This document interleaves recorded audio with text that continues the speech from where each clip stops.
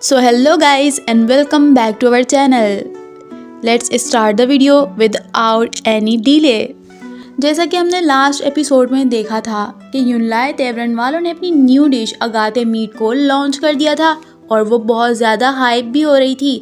अब manager Fang को काफ़ी जेलसी हो रही थी। युनलाई तेवरन का किचन चेक करने ही आ गया। उसने शेफ्स को ऑर्डर दे दिया कि अगाते मीट को टेस्ट करो। शेफ ने जैसे ही डिश खाई सबके चेहरे पर एक ही रिएक्शन आया, बहुत ज़्यादा शॉक और उतनी ही ज़्यादा कंफ्यूजन। एक शेफ बोला कि ये पोर्क कैसे हो सकता है, पोर्क का टेस्ट तो इतना सॉफ्ट रिच कैसे हो सकता है। मैं तो कितने दिनों से ये ट्राई कर रहा हूँ कि सेम डिश बन जाए, लेकिन बन ही नहीं पा रही। दूसरा शेफ भी सर हिलाकर बोला ये सिंपल मीट नहीं लगता, कोई मैजिक जरूर है इसमें। मैनेजर फैंग का दिमाग घूम गया। उसने गेस किया और बोला तुम सब के सब गुड फॉर नथिंग यानी निकम्मे हो, कॉपी भी नहीं कर सकते एक डिश की। अभी ये सीन चल ही रहा था कि लू युन जो युनलाई तेवरन का ओनर था वहाँ पर आ गया। उसने अकाउंट्स चेक किए, उसका मूड डायरेक्ट ऑफ भी हो गया।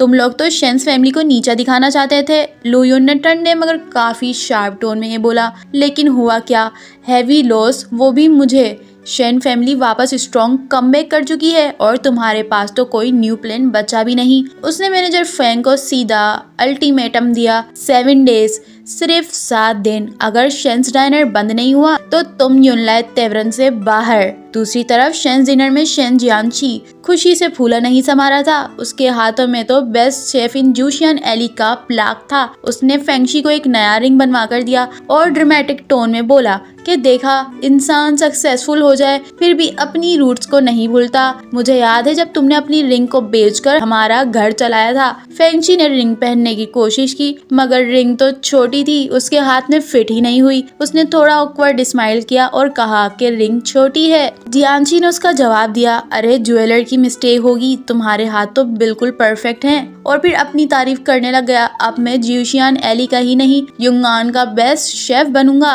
वो भी कंपटीशन जीतकर। फेंगशी का पेशेंस खत्म हुआ। तुम दिन भर बस ब्रैग यानी के शेकी भगाड़ते रहते हो, डिनर चलाने में तुम्हारी कंट्रीब्यूशन क्या है। जियांची भी पीछे नहीं हटा, मेरा स्टेटस अब बढ़ गया है, कनेक्शंस बढ़ गए हैं और अब डिनर मेरे दम पर चल रहा है। आर्ग्यूमेंट हीटेड होने लगा और फुल वॉल्यूम पे चला ही गया था कि अचानक फ्रंट हॉल से चीखों की आवाज आने लगी। लोग वहां पर वॉमिटिंग कर रहे थे और उनके माउथ से फोम यानी कि झाग आ रही थी। अरे ये क्या हो गया है, पूरी फैमिली पैनिक होने लगी। शाओगुआंग ने सिचुएशन देखी और फौरन ऑर्डर दिए, डैड कैरेज बुलाओ, ए युआन गेस्ट को क्लिनिक लेकर जाओ। एक गेस्ट तो चीख कर बोला कि तुम्हारी फूड कितनी गंदी है, मैं हायर अथॉरिटीज में इसकी रिपोर्ट करने जा रहा हूँ। अब सीन शिफ्ट होता है लिनयान की तरफ। वहाँ प्रिंसेस फूही फाइनली लिनयान की इनविटेशन एक्सेप्ट कर चुकी थी और उससे मिलने आई थी। लियू छान ने धीरे से कहा, मुझे कुछ ठीक नहीं लग रहा, लेकिन लिनयान तो काफी काम था और कहने लगा ये मीटिंग दोनों के लिए फायदेमंद ही होगी। प्रिंसेस फूही मुस्कुराई, मुझे लगा कि तुम पहले राउंड अबाउट खेलोगे, बात को घुमाओगे, लेकिन लिनयान तो फिर लिनयान है, सीधा टॉपिक पर आ गया। पिछले 10 सालों में प्रेफेक्चर के हेड्स इतनी बार क्यों बदले, ये पूछा। प्रिंसेस ने 17 साल पुराने केस का जिक्र किया। सेलिंग ऑफिशियल पोजीशंस यानी कि कोई सरकारी पोस्ट बेच रहा था। परफेक्ट ट्विनिंग को सब कुछ खोना पड़ा। उसने ये कहा, फैमिली भी और जान भी, असली फायदा लेने वाले तो आज तक सेफ और खुले घूम रहे हैं, शायद कोर्ट के अंदर छुपे हुए हैं। लिनयान ने पूछा कि आपको लगता है कि केस अधूरा ही रह गया है। प्रिंसेस ने कहा कि बस गैस है, लेकिन अगर तुम फंसो तो मैं तुम्हारी सपोर्ट कर दूंगी। फिर मुस्कुराते हुए बोली, कोर्ट के फेवर्ड न्यूकमर्स जिनके बैकग्राउंड पावरफुल और स्ट्रॉन्ग होते हैं ज्यादा लाइकेबल होते हैं। वो दोनों ये बातें डिस्कस कर रहे थे, तभी एक ऑफिशियल दौड़ता हुआ आया। शेंस डिनर में मैस पॉइजनिंग हुई है, बहुत ज्यादा लोग जहर के साइन शो कर रहे हैं। और सीन शिफ्ट हुआ शेंस डिनर पर।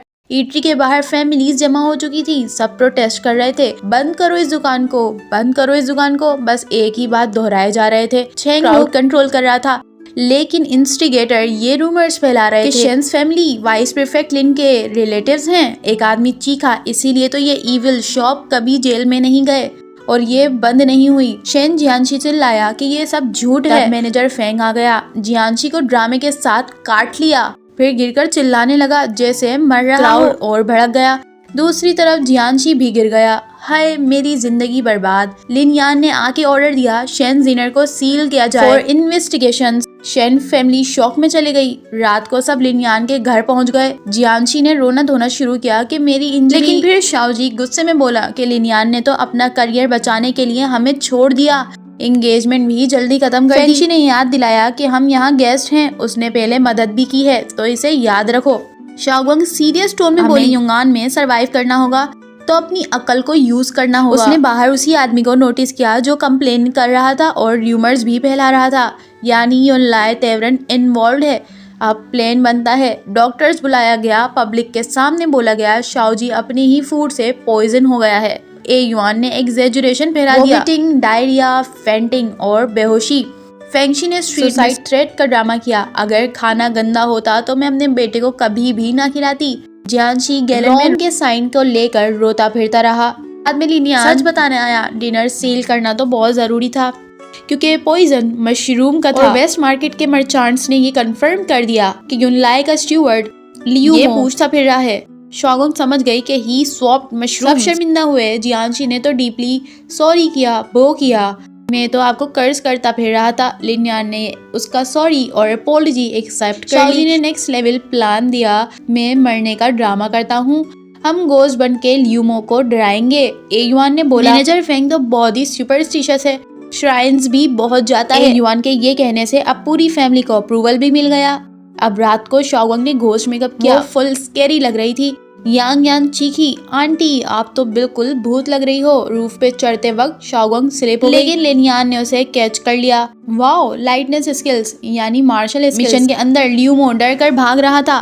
नोबल वुमेन पोर्ट्रेट्स लेकर गईं कि you killed handsome Shane. LUMO टूट गया और बोला, मैनेजर फेंग का ऑर्डर था। कोर्ट में जजमेंट हुआ, ल्यूमो को 3 साल लेबर, फेंगली को फ्यूगिटिव। शेन्स डिनर क्लियर्ड, पब्लिक एप्लॉज भी मिला। सेलिब्रेशन डिनर हुआ। शेंग यांग ने डिसिप्लिन बनने की जिद की। ऊपर पवेलियन पे चढ़ते ही चीख पड़ी, ancestor, local word for fear and excitement. सब हंस दिए। आखिर में रूफटॉप पर शाओगुंग और लिनियान बैठे। वो फ्यूचर विलेज का कॉन्सेप्ट बता रही थी, इक्वालिटी, फ्रीडम, नो कर्फ्यू।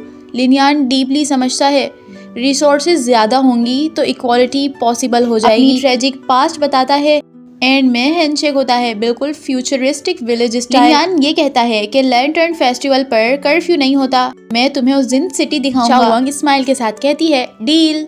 और यहीं पर जाकर हमारा ये एपिसोड एंड हो जाता है। तो गाइस, अगर तुम लोग को वीडियो पसंद आई है ना तो लाइक कर देना एंड सब्सक्राइब कर जाना चैनल को। Also I started new series, उसका मैं लिंक डिस्क्रिप्शन में मेंशन कर दूंगी, please check it out as well.